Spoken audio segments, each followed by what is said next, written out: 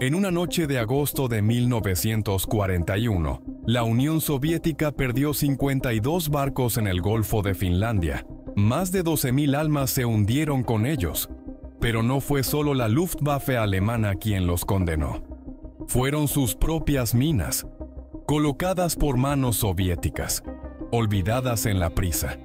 Esta misión, pensada para salvar una ciudad sitiada, se convirtió en el mayor desastre naval de la Segunda Guerra Mundial. Y ahora vas a entender por qué.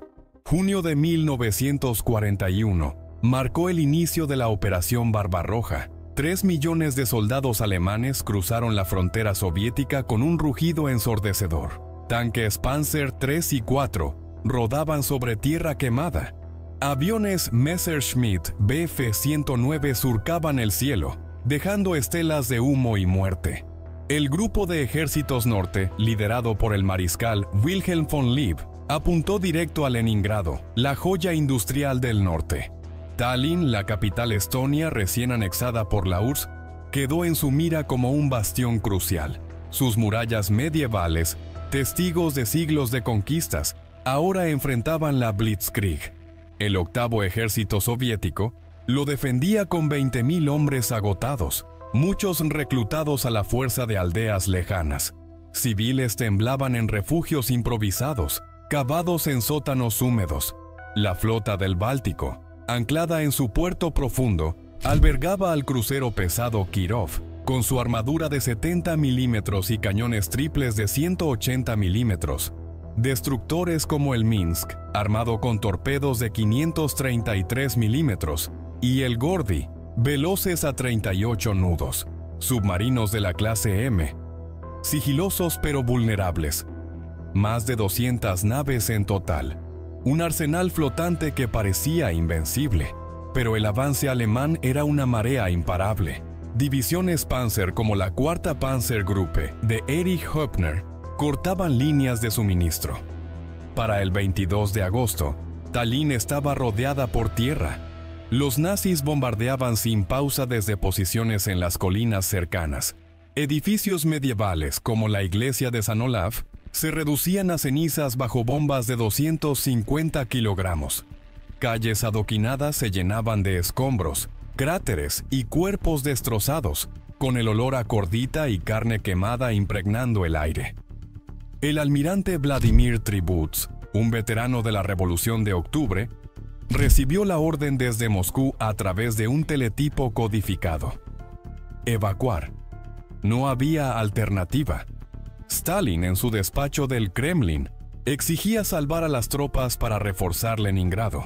41.000 soldados del octavo ejército, muchos heridos por shrapnel, 11.000 civiles, incluyendo ingenieros y familias de oficiales, 56.000 toneladas de equipo vital, cajas de munición 7.62 milímetros, tanques T-26 con cañones de 45 milímetros, cañones antitanque de 76 milímetros, provisiones escasas como harina y carne enlatada. Todo debía cruzar 200 millas náuticas hasta Kronstadt, la fortaleza naval cerca de Leningrado.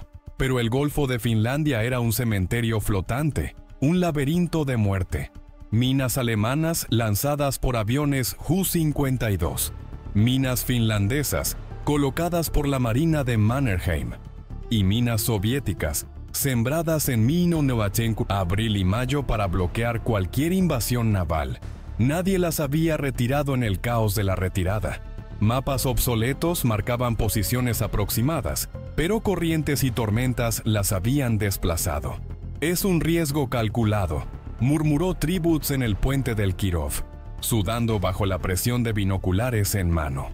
Sus oficiales asintieron, pero sus ojos traicionaban el miedo. El cálculo estaba condenado a fallar, pues la inteligencia soviética subestimaba la densidad del campo minado. El 27 de agosto, la evacuación comenzó al atardecer, con el sol poniente tiñendo el mar de rojo sangre. 4 convoyes zarpaban en la penumbra para evitar detección aérea. El principal llevaba 29 transportes grandes, como el Vironia y el Kazajstán, cargados hasta el tope, escoltados por el Kirov y 5 destructores. Artem, Yakov Sverdlov, Minsk, Gordy y Skori. Velocidad máxima, 12 nudos, limitada por los mercantes lentos. Ruta planeada, rodear el cabo Juminda, un estrecho mortal de solo 15 millas de ancho en puntos clave. Minas magnéticas que detonaban por proximidad. De contacto que explotaban al roce. Flotantes, invisibles en la oscuridad. Más de 2.000 sembradas por la Kriegsmarine desde bases en Riga y la Fuerza Aérea Finlandesa desde Helsinki. Los soviéticos lo sabían gracias a informes de reconocimiento. Tenían dragaminas, como el TS-7 y el TC-12, equipados con cables de arrastre. Solo 16 en total, insuficientes para barrer un área tan vasta. La prisa los traicionó. Órdenes de Moscú exigían salida inmediata, sin tiempo para despejar rutas. A las 22 horas, la flota salió del puerto de Tallinn en fila india. Silencio tenso roto solo por el zumbido de motores diésel. Marineros escudriñaban el Mar Negro desde las cubiertas, con reflectores apagados para no delatar posiciones. El vapor Kazajstán transportaba a 5.000 evacuados, soldados del 10º Cuerpo de Fusileros, civiles con maletas improvisadas, familias hacinadas en bodegas oscuras, donde el aire era espeso por el sudor y el miedo. Niños llorando sin consuelo, acallados por madres exhaustas.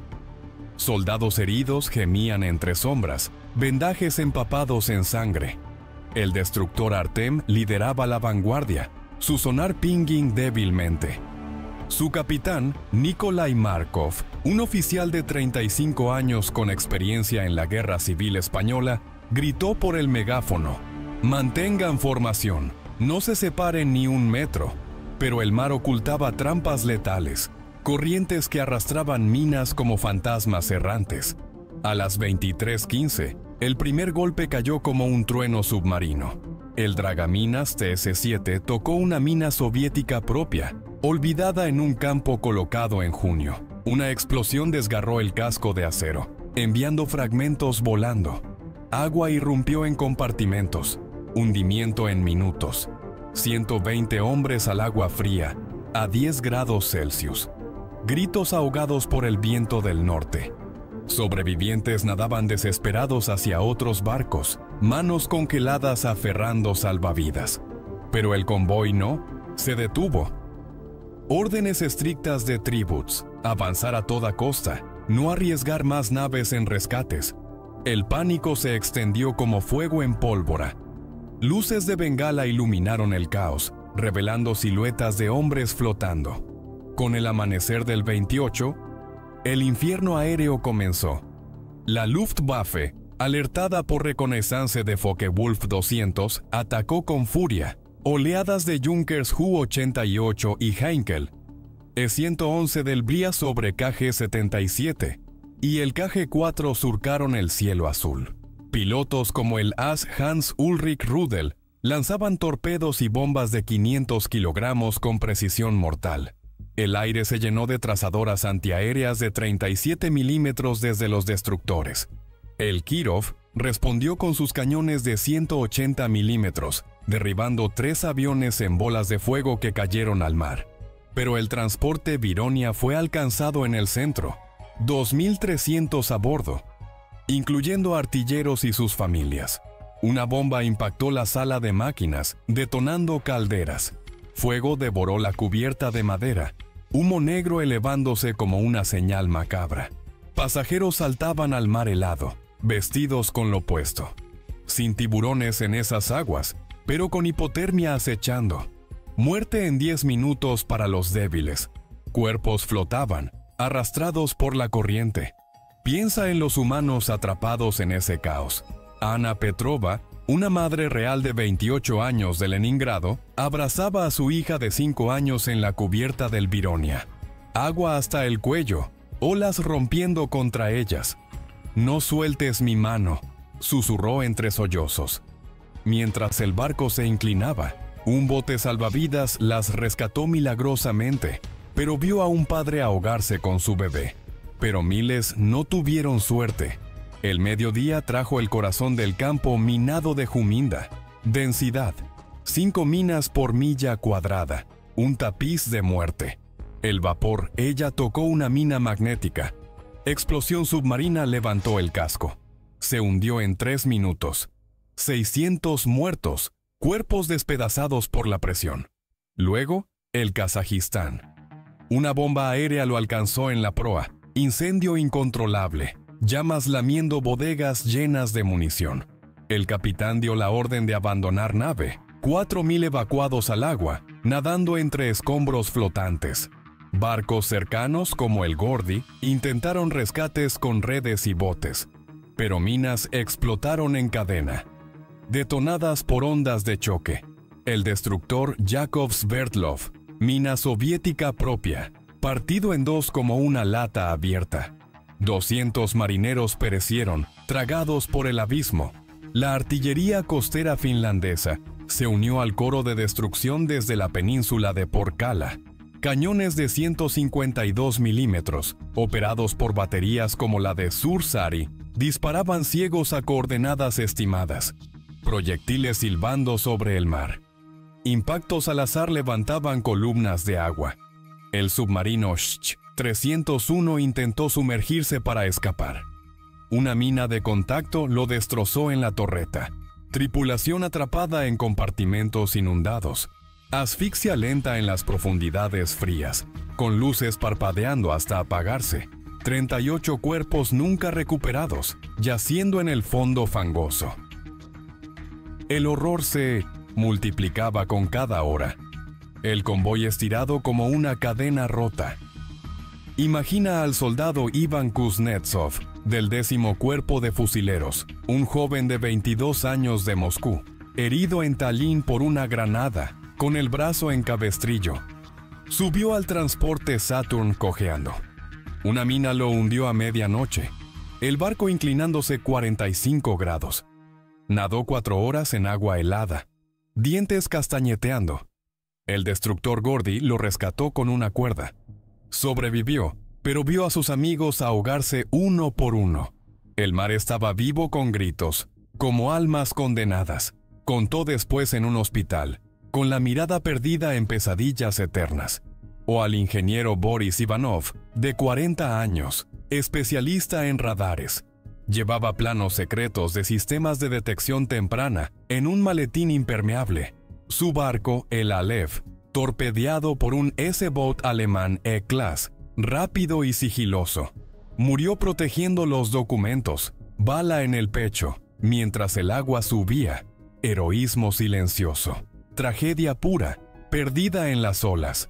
La noche del 28 al 29 fue un infierno interminable. Ataques incesantes de aviones y torpederos. El destructor Minsk, líder del convoy, tocó una mina alemana cerca de Juminda. Explosión en la quilla, hundido en 15 minutos. El capitán escapó en un bote, pero 300 tripulantes no lo hicieron, atrapados en salas de máquinas inundadas. El crucero Kirov zigzagueaba como un gigante herido. Evitó 3 torpedos lanzados por S-Boats. Sus cañones antiaéreos de 45 milímetros brillaban al rojo, disparando 500 rondas por minuto. Derribó 12 aviones, restos cayendo como meteoritos, pero las pérdidas se acumulaban sin piedad. 15 buques de guerra, 34 mercantes civiles, total, 52 hundidos o irrecuperables, muertos, 12.400 confirmados por informes oficiales, aunque algunos historiadores estiman 15.000, contando desaparecidos. Más que en el ataque a Pearl Harbor meses después, un golpe que Stalin ocultó para no mostrar debilidad. La ironía cortaba como un filo oxidado. Muchas minas eran soviéticas, sembradas en junio por la misma flota del Báltico para bloquear avances nazis. Mapas desactualizados en el caos de la retirada. Dragaminas insuficientes, sobrecargados. Tributs lo sabía desde informes de inteligencia, pero Moscú presionaba con telegramas furiosos. Evacuen o mueran en Tallinn, ordenaron desde el Stavka. El resultado fue un autosabotaje épico. Campos minados no despejados adecuadamente. Navegación en oscuridad total, sin luces para no atraer bombarderos. sin radar avanzado como el Type 271 británico. Errores tácticos acumulativos, convoyes demasiado grandes, formación rígida. El Golfo angosto como un pasillo de muerte. Solo 30 millas de ancho en promedio. Enemigos en ambas costas. Alemanes al sur, finlandeses al norte. El 29 de agosto. El convoy se fragmentó bajo el peso del pánico. Barcos dispersos viraban erráticamente, algunos hacia la isla de Helsinki, otros hacia Hiiumaa en Estonia. La confusión reinaba, radios crepitando mensajes garbled por interferencias. El transporte Emelian Pugachev, con 3.000 a bordo incluyendo ingenieros, chocó contra una mina flotante desprendida. Explosión masiva detonó su carga de explosivos. 2.500 muertos instantáneamente. El mar teñido de rojo por sangre y aceite derramado. Los S-boats alemanes, como el S-38, remataban a los heridos con ametralladoras de 20 milímetros, siluetas oscuras en la noche. La noche trajo un silencio relativo, roto solo por el crujir de cascos rotos y gemidos distantes. El Kirov llegó a Kronstadt el 31 de agosto con 300 bajas propias, su cubierta llena de sangre seca y agujeros de shrapnel. El Gordy rescató a 800 sobrevivientes, pero dejó a 1.000 atrás en decisiones imposibles. Cada capitán enfrentó su propio juicio moral: detenerse y arriesgar todo, o avanzar y condenar a los caídos. Tribuz fue relevado meses después, culpa silenciosa pesando en sus hombros. Moscú ocultó el desastre en propaganda, hablando de éxito estratégico para mantener la moral. Piensa en las cifras crudas que definen la tragedia. 52 barcos perdidos, equivalentes al 25% de la flota del Báltico. 12.400 muertos, más que en batallas terrestres como la de Kharkov. 200 millas de peligro constante, cada metro un riesgo calculado mal. Los tanques T-26, 50 unidades hundidas, nunca llegaron a reforzar Leningrado. Las municiones, 10.000 toneladas, se perdieron en el fondo. La ciudad resistió el sitio, pero a costa de 1.100.000 civiles muertos por hambre y bombardeos. La flota del Báltico tardó años en recuperarse, operando con sombras de su antiguo poder hasta 1944. Los sobrevivientes contaron historias crudas en susurros. El marinero Piotr Volkov, del Artem, vio cómo una mina arrancó la proa de su barco como papel. Nadó entre restos afilados, rescatando a 3 compañeros con brazos entumecidos. El agua olía a metal y muerte, un hedor que no se va, dijo en un testimonio desclasificado. La enfermera Olga Smirnova, a bordo del transporte Joseph Stalin, atendió heridos en bodegas convertidas en hospitales improvisados. Amputó piernas sin anestesia, usando sierras oxidadas. Sus ojos me persiguen en sueños, pidiendo piedad, confesó años después en memorias privadas. Cada rostro llevaba una cicatriz invisible, un trauma que duró décadas. La Luftwaffe no fue el único verdugo. Los finlandeses, aliados tácticos de Hitler bajo Carl Gustav Mannerheim, disparaban desde costas rocosas. Sus baterías de Sursari alcanzaban 20 kilómetros con precisión. El destructor Scori disparó 300 rondas de 130 milímetros antes de ser alcanzado por artillería, su torreta volando. Su capitán, Alexei Petrov, murió en el puente con el periscopio en mano. Su último mensaje por radio: seguiremos luchando hasta el final. Pero el mar lo tragó sin misericordia. Hoy, el Golfo de Finlandia guarda los restos como un museo submarino. A 80 metros de profundidad, naufragios como el Vironia y el Eya yacen cubiertos de algas, minas sin explotar. Unas 500 estimadas, aún Muachimorachimion, acechan a pescadores. Buceadores encuentran botas de cuero, cascos con estrellas rojas, huesos blanqueados. La misión, apodada el Dunkerque soviético, por analogía con la evacuación británica de 1940, no fue victoria como aquella. Fue un sacrificio forzado, donde 28,000 llegaron a salvo, pero a un precio desmesurado. Hombres valientes murieron por errores fatales de planificación. El horror del mar Báltico aún yace en el fondo, un recordatorio silenciado. La Unión Soviética ocultó el desastre en sus archivos, sellados hasta la caída del muro en 1991, pero los sobrevivientes hablaron en voz baja. Relatos de valor bajo fuego, de terror primordial. El almirante Tribuz escribió memorias en 1950, culpa tejida en cada línea. Podría haber esperado un día más para dragar, admitió. Pero el tiempo se agotó bajo las órdenes implacables de Stalin, quien ejecutaba a comandantes por dudas. El Golfo de Finlandia sigue siendo un cementerio activo. Barcos como el Minsk yacen intactos en el lodo, sus tripulaciones aún dentro. Esqueletos en uniformes desintegrados. La Kriegsmarine perdió solo 5 barcos en contraataques, un costo mínimo. Los finlandeses, ninguno, disparando desde tierra firme.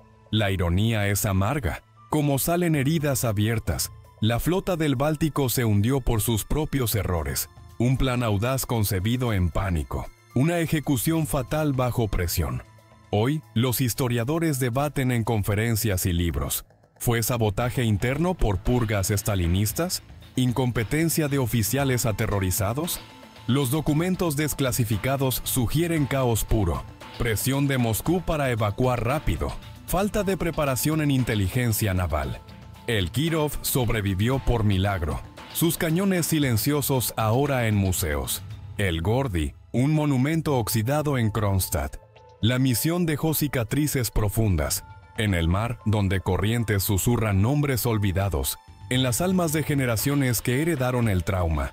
Piensa en el futuro. En conflictos modernos como los de Ucrania o el Mar Negro. Tecnología avanzada, drones, misiles hipersónicos, pero errores humanos persisten, inmutables. Minas aún flotan en mares olvidados, reliquias de guerras pasadas. La guerra sigue siendo un juego de riesgos calculados, donde un mapa equivocado cuesta vidas. La misión de Tallinn lo prueba con crudeza. Héroes murieron en silencio. Tragedias ocurrieron en la oscuridad. Y el mundo apenas lo recuerda, perdido en páginas de historia polvorientas. El 31 de agosto de 1941, Kronstadt recibió a los sobrevivientes bajo un cielo gris. Rostros pálidos, marcados por sal y lágrimas, ojos vacíos, mirando al vacío. El Kirov atracó con humo saliendo de sus chimeneas dañadas, sirenas mudas. El Gordy trajo heridos envueltos en mantas ensangrentadas, pero el silencio era ensordecedor, roto solo por sollozos ahogados. Leningrado resistió el sitio que siguió. 900 días de asedio brutal. Familias comiendo corteza de árbol y cuero hervido. Canibalismo en los peores momentos. Desesperación que mató a 1 millón. Todo por una evacuación fallida que debilitó las defensas. La flota del Báltico nunca fue la misma después. Sus destructores se contaban con los dedos de una mano. Sus submarinos perdidos en el fondo. Fantasmas mecánicos. La Unión Soviética ganó la guerra en 1945, con banderas rojas en Berlín, pero perdió una batalla contra sí misma en el Golfo. Tallinn fue el principio de una cadena de desastres. El Golfo, el veredicto implacable del mar. Hoy, en el siglo XXI, buceadores exploran los restos con tecnología sonar. Encuentran placas de identificación corroídas, uniformes deshilachados con botones soviéticos. Una foto de familia arrugada en la cabina del Vironia, sonrisas congeladas en el tiempo. Historias personales emergen, cartas no enviadas, diarios manchados de agua. La misión fue un fracaso estratégico, pero los hombres que lucharon merecen ser recordados. Su valor inquebrantable bajo bombas y olas. Su sacrificio involuntario por un régimen implacable. Su tragedia humana, universal. La guerra sigue susurrando lecciones a través de los siglos. En 1941, la Unión Soviética pagó caro con sangre y acero. El Golfo de Finlandia guarda el precio en sus profundidades. Barcos hundidos como tumbas colectivas. Minas olvidadas esperando. Héroes anónimos. Nombres borrados por el tiempo. Y una pregunta que flota en el aire. ¿Podría repetirse en mares modernos? La historia no responde con palabras. Solo espera, paciente, el próximo error. Si te apasiona la historia militar y quieres descubrir más batallas épicas como esta, suscríbete al canal Frente Bélico y activa la campanita para no perderte ningún video. Comparte este relato con tus amigos y déjanos tus comentarios. ¿Qué otra misión histórica te gustaría que exploremos? Juntos desentrañamos los secretos de la guerra.